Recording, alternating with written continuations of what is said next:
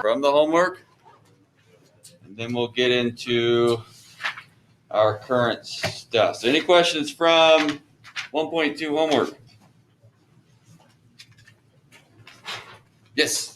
On 21, if that graph was like horizontal, would it have a limit if it was like oscillating on the y-axis?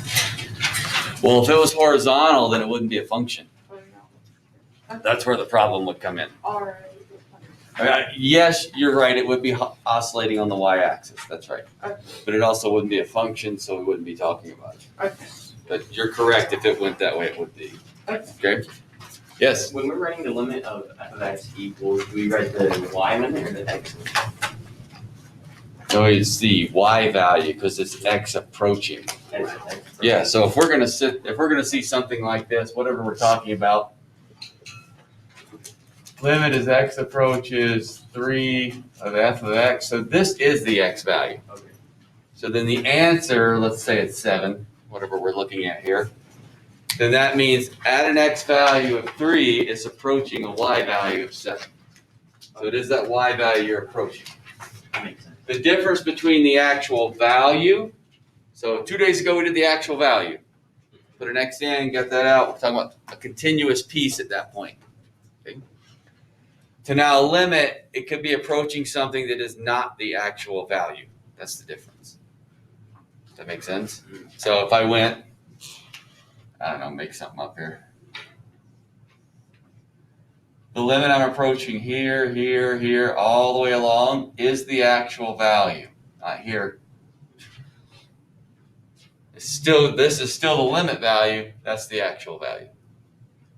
That makes sense? Versus continuous or not. Yeah. Okay. What else?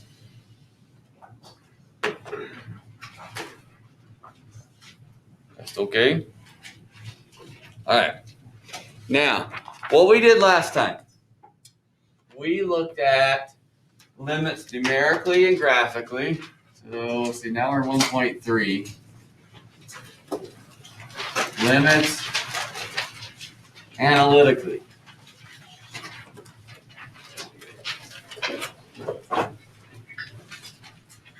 Now, there's a lot of different ways of working with limits analytically. Analytically just means you're looking at a function and you kind of know what's going on with the function. You have a general idea what's going on with the function. Some of them are very easy functions. Some of them you'll remember functions from the past that were like rational functions with vertical asymptotes, things like that, where you've got breaks in the graph. They're not nice continuous functions. Those become a little more difficult. Piecewise functions. I think piecewise functions are pretty simple. You've got 2 or 3 points or 2 or 3 functions combining to one. It's a pretty simple idea. Graphing them is sometimes a pain because you're graphing one part and then having to go to the next part. And so when you're looking at something like that, it does become a little bit more difficult. That's for sure. But the idea broken into pieces, a piecewise function, for us, well, that makes sense. It's just 2 different pieces or 3 different pieces. It's the general idea. So analytically forces you to think about a function. Now, here is the function from yesterday. Let's see, we had limit as x approaches -2 of x cubed plus 8 over x plus 2. And so you didn't create the chart. I already had the chart up here. You just copied down, but you got the idea. That was just for speed, copying it down. Hey, we're going to put x values in around -2. I'm going to substitute those values in and see what it approaches. And if you remember, it approached 12. Does that sound familiar? Okay. Now, here's the analytical method for this problem. I can rewrite this by factoring the numerator. The numerator factors to x plus 2, x squared minus 2x plus 4.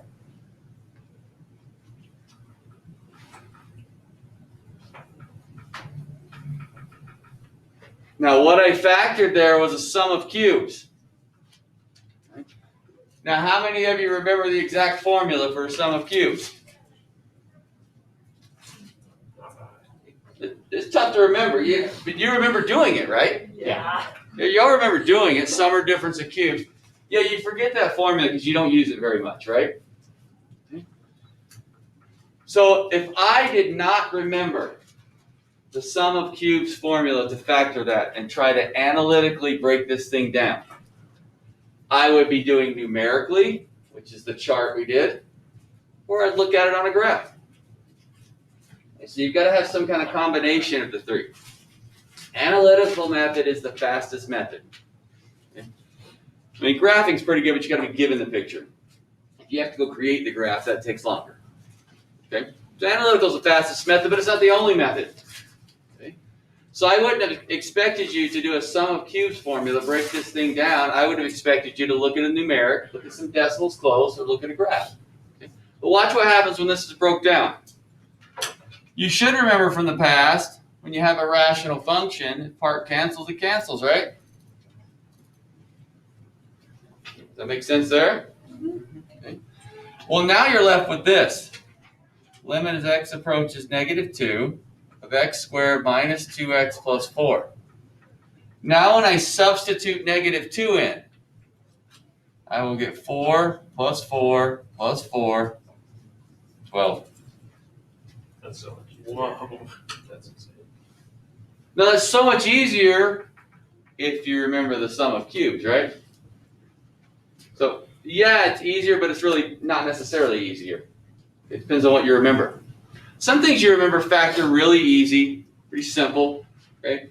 And other things not so easy. So you'll always have to use at some point that numerical or analytical method, or excuse me, numerical or graphical method. You're not going to be able to avoid that. You're going to run into a situation where you need that. Okay?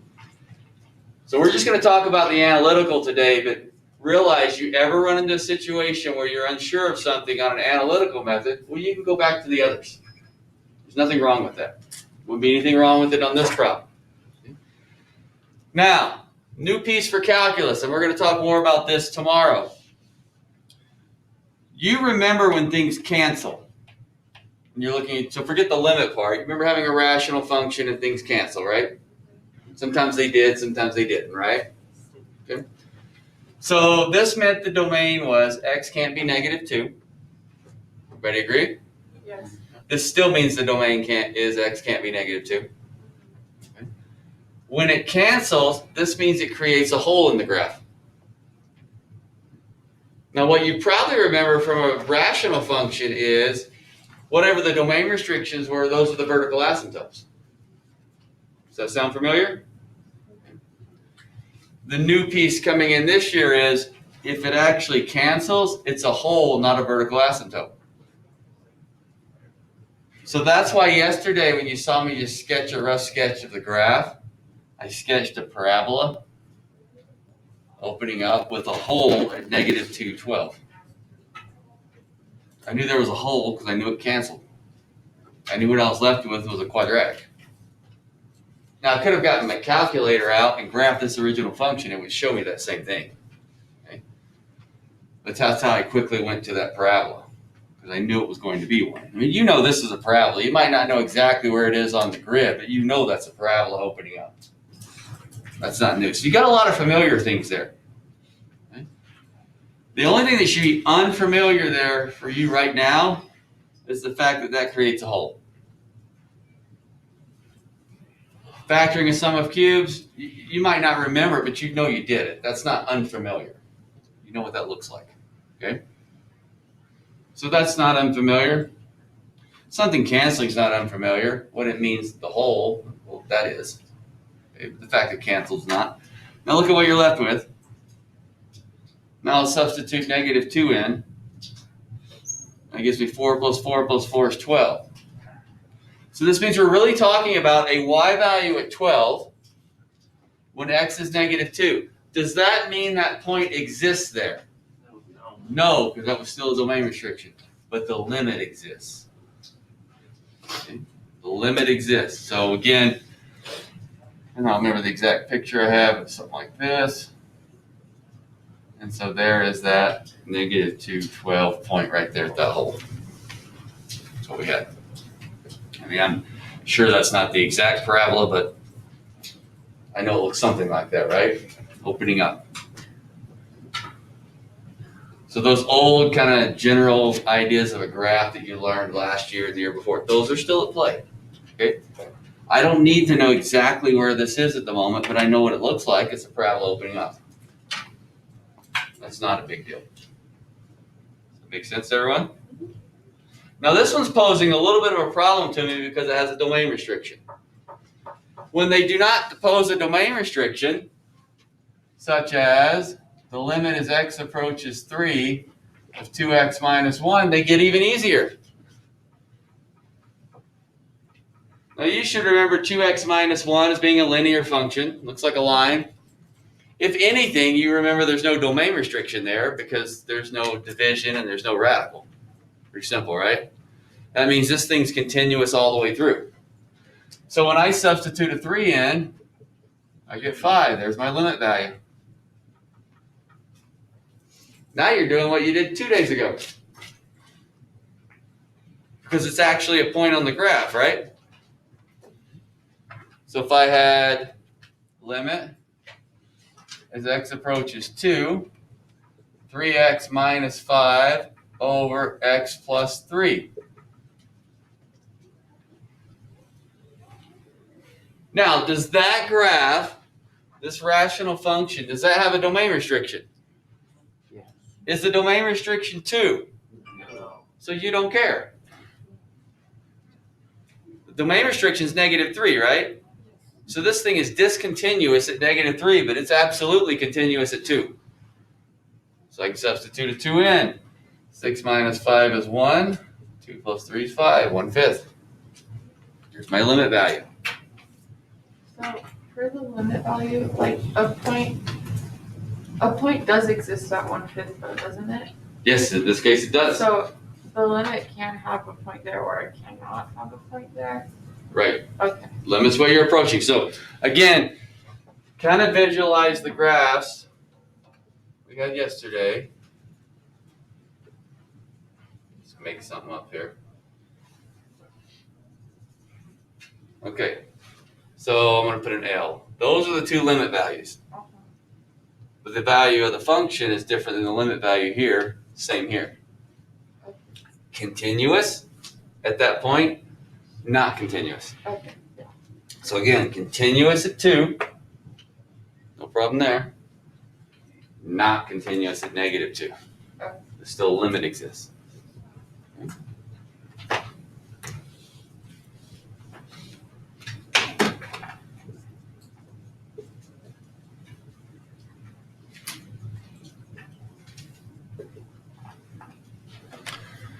All right, limit as x approaches 3, 2x squared minus 5x. Is this graph going to be continuous at 3?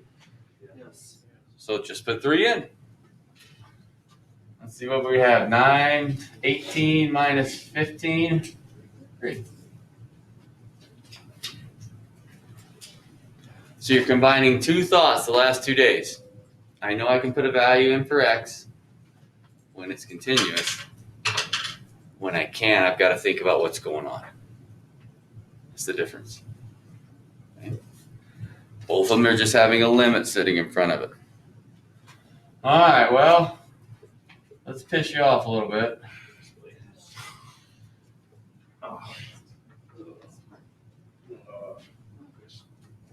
We'll practice a little bit with the trig. I mean, you guys are pretty good putting the value in for x. Well, let's practice our trig a little bit, okay?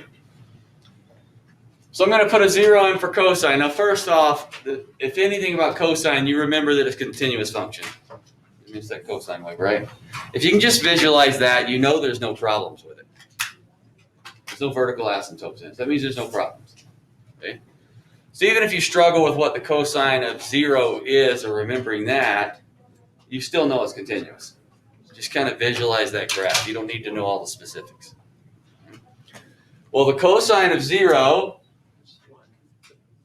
is 1. That means I got 0. So this is where I meant those unit circle values we talked about you need to start reviewing them. Okay? You got to work on those. It's been a while. Okay, go back, review those. That's all you're going to be presented with right now. If you're presented with something like a pi over 12, then you've got your calculator for a value. Okay, so we need those special angle values is what we're worried about. Let's get a different look. Let's go limit as x approaches 0, secant x over e to the negative x plus 1. Now we look at something like that, and a lot of times, we see a secant, then we see an e, you start panicking a little bit, I'm not sure what to do. Guess what you do? You put a 0 in. It either works or it doesn't work, right? I know you got two functions there that you might, I don't think they're as easy as 2x minus 1, but it's still doable. So I'm thinking of, all right, well, what's my secant of 0 over e to the negative 0, which I guess is just 0, right? There's no negative 0 plus 1. Now, what's e to the 0 power? 1. So then plus 1's 2, right? I mean, you were taught everything to the 0 power is 1, right? We'll undo that at some point this year because that's not true. We're going to do a lot of things in here. Secant of 0. 1. Now, for most of us, I would imagine you struggle a little bit with secants. Like I told you, I did. Well, cosine of 0 is 1. I just did it. So secant of 0, if I flip a 1 over, I still get a 1, right? That's the way I'm thinking of it. Hey, here's my limit.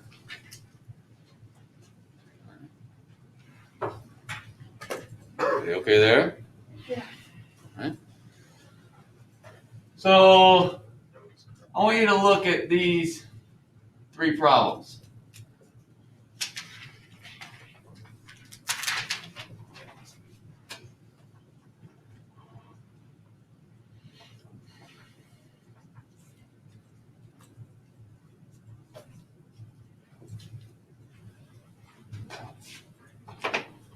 I'll go over here. This one might be a little low with that podium there.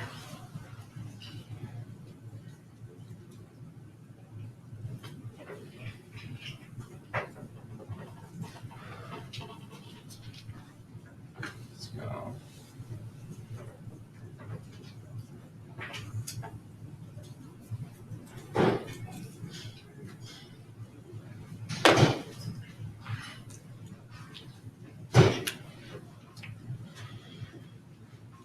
Okay, we got the limit as x approaches 1 at 3x minus 5. The limit as x approaches negative 4, x squared plus 1, x plus 5. And the limit as x approaches 3 of x minus 3 over x squared minus 9. Hey, which one looks the easiest? First. Why? There's only one x. There's only one x. That makes it a little bit better, right? And there's no denominator to worry about or anything like that. Everybody agree? Yeah. They're pretty basic. And that's a continuous function at 1. So let's see. If we put 1 in, 3 minus 5 is negative 2. Everybody agree with that? Yeah. Okay, which one looks more difficult? The second one or the third one up there with the x squared minus 9? Most difficult? Yeah, those two.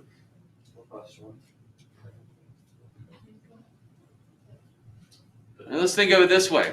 What is the domain restriction on this one? Am I asking you anything about the domain restriction? No. So not too bad. It looks bad to start with, but I'm not asking you anything about negative 5, so it's not going to pose a problem. Okay? What's the domain restriction over on the last one? 3 or negative 3, and I asked you about one of the domain restrictions. That's going to cause me a little bit of a problem. Does that make sense? I've got to give a little more thought to that. Okay? The second one looks like it might be a problem, but since there's no domain restriction there, that's a 1 underneath. 16 plus 1, 17. So 17 over 1, or just 17. Everybody okay there? Yep. Alright. Now let's take a look at that third one. Limit as x approaches 3, x minus 3 over x squared minus 9. What do you think we should do first? Factor. Something factors. You've learned that if something's going to factor, I need to actually factor it. I need to see what's going on. If it doesn't factor, I don't see how to factor. I've got some other things I can do. But if I can get something factored, I want to take care of that. So then I can take a look a little bit deeper about what's going on. Okay. Once that's factored, now what do you see happens? Cancel. The x minus 3's cancel, right? So now all of a sudden that 3 that was a big problem for me is now no longer a problem. What's my limit going to be? 6. Did you have 3 plus 3 is 6? Yep. Left with 1 up top. Found my limit value. Analytical method. Sometimes very simple. Well, not really much to it. I can put a number in, the value out. It's continuous there. It's going to be that y value at that x coordinate. Sometimes looks worse than actually is. Something like those, or maybe even this one. Because either I'm a little unsure about what functions I'm given, or do I really have a problem here? In this case, I didn't. Okay. Then all of a sudden I run into something where, hey, I've got a problem. I can't put 3 in. I'd love to because it'd make things really easy. But on that one over there, if I just put 3 in to start with, I get 0 over 0. Isn't going to help me much, right? Remember, we can't divide by 0, right? You will this year. But anyway. Yes. But I can't figure out what's going on there, right? I'm kind of stuck. Right? Now I've got to give that one some thought and see what's going on. Okay? That takes us back to this guy. We did the chart. And I think there were only 3 or 4 of you that actually said you remembered what the sum of cubes was. And those of you might have been lying. Who knows? But all of you had seen it.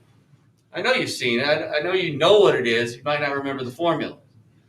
Well, if I remember the formula, this is a pretty easy analytical problem. If I don't, which wouldn't be uncommon, I'm now going to be forced to go back to that numerical method, putting values in close to -2, or looking at a graph. Okay? And when you get your graphing calculators, you can certainly just graph that on there and you'll see what's going on. And it will take you longer, but you get an idea. Okay? So on that last one over there, if I didn't see how to deal with that 3 or how to factor that denominator, I'm going to be going back looking at values close to 3 on left and right, or I'm going to go back to looking at a graph or something like that. The fact that I could factor it and that was an easy factor made things a lot more simple to me. Okay? This one looks really simple, but not the easiest to factor right here. Right? So that's sometimes where we're going to hit a roadblock. We got to back up, try one of the other methods. Okay? Analytical method is the fastest, the easiest, if you know what to do. The numerical method is always going to be the slowest. I mean, you saw how it was putting numbers in, just creating that chart. I think the visual aspect is really simple. You can see if it's approaching something or not. I think that's the easy idea. Okay, it gives you a good visual of what's going on. But it does take a lot longer. Okay? This right here is a little more abstract as far as the visual. And what's really going on, but it's simple algebra. I can just substitute a value in. There's the easy part. Okay?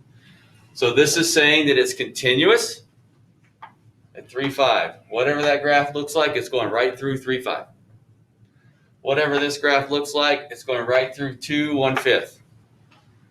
Yeah, you might remember from the past, has a -3 asymptote. Well, that's got nothing to do with 2, right?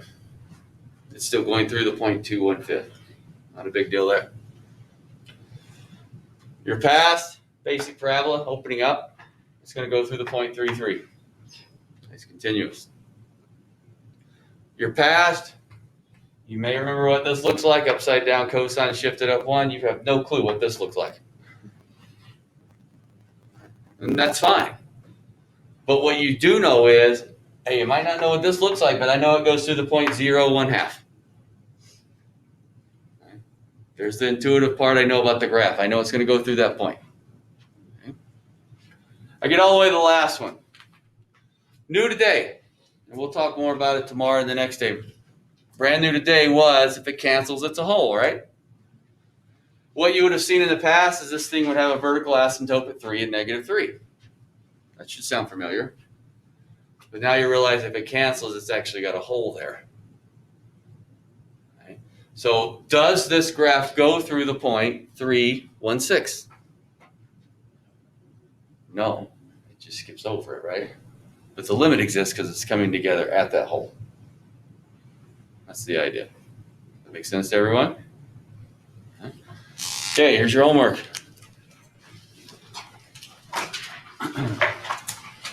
One point 3, 5 through 17, 27 to 33. And remember, they're always what? Odds. Right? Always odds.